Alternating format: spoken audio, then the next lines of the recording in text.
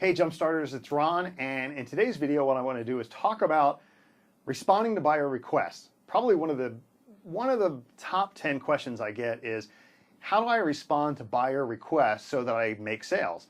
And sometimes it's very specific. Someone will say, Ron, I keep sending out these buyer requests, but I'm not getting any sales, or I'm not even getting a response from the buyer. Well, then I ask them, well, send me a screenshot of what the request is from the buyer, and how did you respond? And right away I can tell, clear as day, is a bunch of reasons why the buyer never responded. Could be lots of other reasons, but I at least pick out a few, which by looking at this presentation, hopefully you'll be able to improve the way you respond to buyers. The other thing is, I'm giving you a free download. If you go to rondesi.com/Fiverr requests, you'll be able to download a free template, a worksheet that summarizes this video, as well as what it'll do is it has a template in there that you can use and customize, copy and paste into the way you respond to buyer requests, and just customize it based on what you need. So again, rondesi.com/Fiverr requests, and you'll be able to get that download. Okay, so let's go ahead and get started. Okay, so let's go through the steps. Number one, choose buyers who give details. So in the buyer request section, you want to look for buyers who give details about what they want. And the reason why I say that is because you're probably going to get a much higher quality buyer. The buyer's going to know what he or she wants, so there's not going to be a lot of ambiguity of what has to be done. And the buyer's probably going to be more serious. There could be a lot of people out there on Fiverr who just, I want to quickly see what I'll get for the lowest price. Well, I always say try to stay away from those specific buyers because you want to focus on the quality buyers. So if someone gives details about their project, there's a higher probability that they're serious about the project. So anyway, a good example of, I'm going to give you a bad example first. So a bad example would be, I need a video for my company.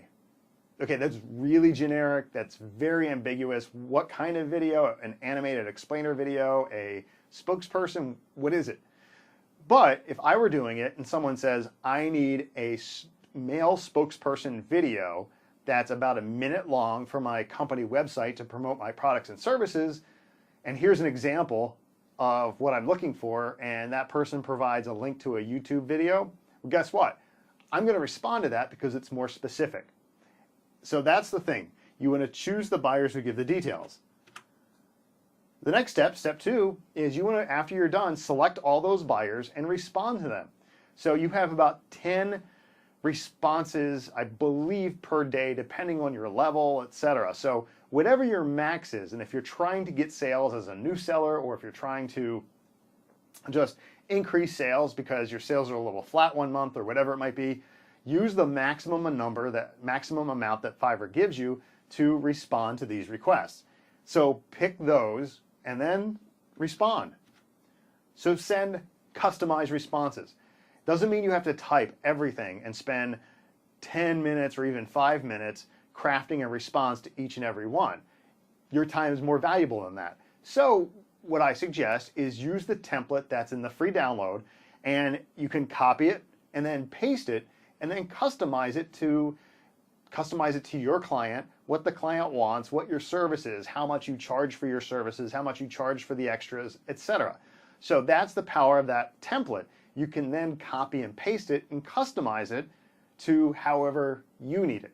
And you could probably take my template and create your own template, because in the template I have my services and how much they cost. And I have like a little bracket saying insert here. Well, you could just type it out once, copy it and paste it, and the only thing then you would have to change is maybe the client name or some specifics about what exactly they want.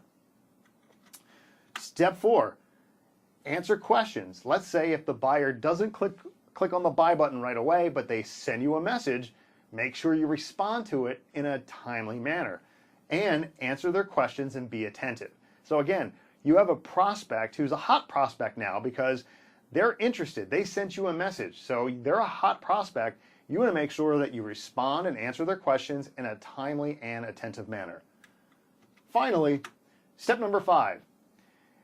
Follow-up is important, but if you send the response and you wait a day only follow up with one additional message. Don't try to send multiple messages. So after 24 hours, if you hear no response, go ahead and reply back to the buyer, basically inquiring about the status of their project, etc., and then let it be. If they don't get back to you, then don't push them. Because the more you push, the further they're going to go away.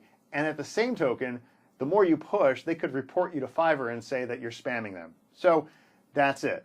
So again, those simple 5 steps, I hope this made sense. Again, go to rondesi.com/Fiverr requests, and you can download the synopsis of this presentation as well as the template so that you can send in your buyer request. So that's all I have for today. Have a great day, and I'll see you in the next video.